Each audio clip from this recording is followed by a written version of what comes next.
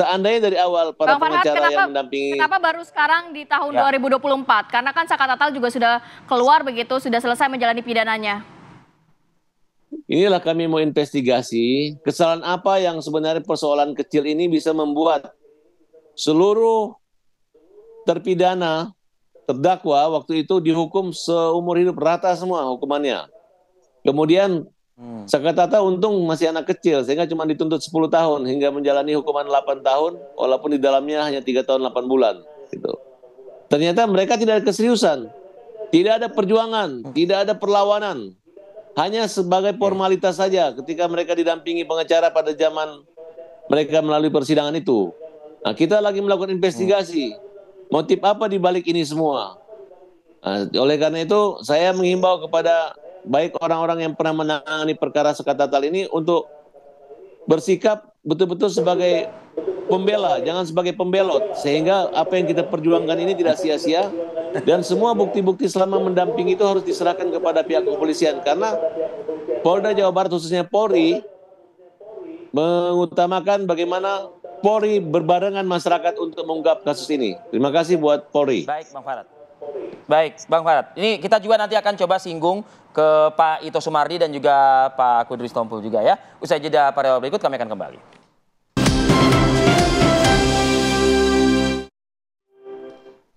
Ya, kembali lagi di Apa Kabar Indonesia Pagi. Kita sudah mendengar tadi pernyataan gitu ya, meskipun baru sedikit highlight saja begitu ya. Pak Kudri menanggapi apa yang disampaikan oleh Mbak Cindy dan juga Bang Farhad begitu, upaya peninjauan kembali ini begitu.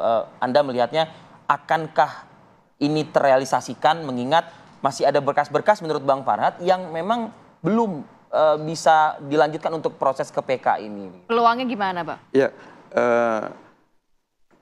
kita gembira ya kalau penasihat hukumnya itu mengajukan PK. Memang beberapa pendapat ahli menyatakan ini sebaiknya salah satu menyelesaikan benang kusutnya ini adalah dengan PK. Ya, peninjauan kembali. Ya, dengan peninjauan kembali. Karena ini kan peninjauan kembali ini adalah ranahnya pengadilan yang memutus orang bersalah atau dia bersalah. Ya kan, hakim itu bisa mengoreksi semua kesalahan-kesalahan yang dilakukan oleh penyidikan dan penuntutan. Sistem peradilan pidana kita kenal itu adalah adanya diferensiasi fungsional. Jadi itu setiap tahap ya peradilan itu penyidikan, penuntutan dan pemeriksaan pengadilan, dan pengadilan itu ada 3 tahap. Itu dalam rangka untuk memang untuk menguji ini kebenaran itu betul-betul terbukti atau tidak gitu loh. Nah, jadi kalau misalnya memang bisa dibuktikan ya oleh argumentasi oleh penasihat hukum di dalam memori kasasinya, misalnya ada hal-hal ada fakta baru atau ada pertentangan antara putusan satu dengan lain atau terakhir karena ada kekhilafan atau kekeliruan yang nyata oleh hakim, ya dia bisa kemukakan itu kan baik, artinya kan kita jadi jelas ini ya kan. Selama ini kan yang kita berkutat di ranahnya kepolisian gitu loh. Padahal kepolisian itu kalaupun ini kan sebenarnya ujungnya ini adalah di pengadilan. Kalau misalnya pengadilan itu ya cuman benar, kan ibaratnya kan kualitas yang akan dihadirkan di peradilan itu, di pengadilan itu ya berangkat dari hulunya dulu kan begitu. Begini, proses peradilan pidana itu bukan pembuktian formal. Yaitu pembuktian material, substansial. Jadi ya hakim itu tidak semata-mata berdasarkan berkas perkara. Berkas perkara itu adalah hanya untuk petunjuk untuk peradilannya, ya. Tetapi hakim itu harus menguji kebenaran keterangan saksi-saksi di pengadilan. Apakah keterangan saksi itu bersesuaian dengan alat bukti yang lain, misalnya ahli, ya dalam kasus ini mestinya ahli gitu ya. Nah, ataukah ada alat bukti yang lain misalnya. Tapi kalau melihat kasus ini nampaknya seperti apa, Pak Kudri? Apakah memang saksi-saksi yang dihadirkan memang saksi-saksi yang terpidananya juga begitu, tidak cukup banyak? Saya nggak melihat berkas, tapi berdasarkan dari apa yang kita dengar di media ini, itu hanya berdasarkan berkas. Misalnya ada pernyataan dari seorang penasihat hukumnya Sakal bilang begini, misalnya saya udah minta dihadirkan ya misalnya CCTV ini, ya itu terus sering membantah misalnya bahwa Sakal itu tidak ada Terlibat dalam kasus tidak ada waktu ke tempat itu. Tapi hakim itu kan mengabaikan gitu loh. Nah, ini kan di sini. Jadi sebenarnya hakim ini dalam perkara-perkara yang seperti ini, karena ancaman hukumannya itu kan berat, ya kan? Dia harus membuktikan. Apalagi ini kan putusannya itu adalah pembunuhan berencana. Pembunuhan berencana itu kan harus diuji di mana ada ininya. Perencanaannya. Ya, perencanaannya di mana mereka ada meeting of mind-nya itu, di mana mereka merencanakan si ini berbuat apa, si itu berbuat apa, dan ini gitu loh, ya kan? Nah, jadi hakim itu kan harus hati-hati gitu loh, jangan harus hati-hati, harus teliti. Gitu. Begini, agak janggal nggak sebagaimana tadi Bung Farhad Abbas juga mengatakan ini kok bisa-bisanya semuanya hukumannya sama, vonisnya sama semua, seumur hidup semua begitu. Iya, jadi begini, mungkin supaya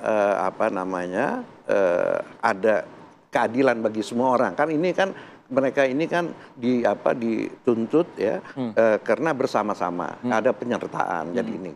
Nah, tapi mestinya kan mesti diteliti ya kalau misalnya ini pasal 340 kan mesti dibuktikan ini perannya dia apa, si ininya siapa, siapa gitu loh. Jadi satu lagi. Tapi kalau segala keinginan tersebut justru malah tidak diamini oleh hakim, hakim tetap percaya diri dengan 340 dan vonisnya bahkan jatuh begitu. Iya, jadi begini, saya khawatirnya hakim itu sudah ada punya persepsi yang negatif terhadap suatu kelompok ya. Jadi ada stigma ya kalau misalnya ada suatu kelompok geng motor, pasti itu kan negatif gitu loh. Jadinya. Nah, jadi ini ya, terus hakim itu udahlah kamu berbohong gitu loh. Kan sudah berkali-kali dia bilang kenapa dia cabut berita acara, ya kan? Karena misalnya saya disiksa, dipaksa. Kan mestinya kalau kamu betul nih kamu berbuat bohong, kan hakim minta supaya penuntut umum menghadirkan verbalisannya, pemeriksanya. Iya kan? Benar nggak? Tetapi kan nggak ada. Pemeriksa bilang, oh iya betul saya itu kan gitu loh. Tapi kan kalau dilihat dari fakta-fakta ini kemungkinan mereka tuh ada tekanan kan gitu. Nah tapi yang penting saya kira di sini kita ya bahwa ada informasi bahwa orang-orang itu dilakukan upaya paksa ya para terhukum ini terpidana ini dahulu itu. Waktu dilakukan upaya paksa, pemanggilan, penangkapan, penahanan, pemeriksaan itu tidak sesuai dengan aturan. Contohnya misalnya apa? Waktu mereka itu ditangkap, belum ada laporan polisinya. Baik. Ya kan? Nah, laporan polisinya itu backdated, dimundurkan.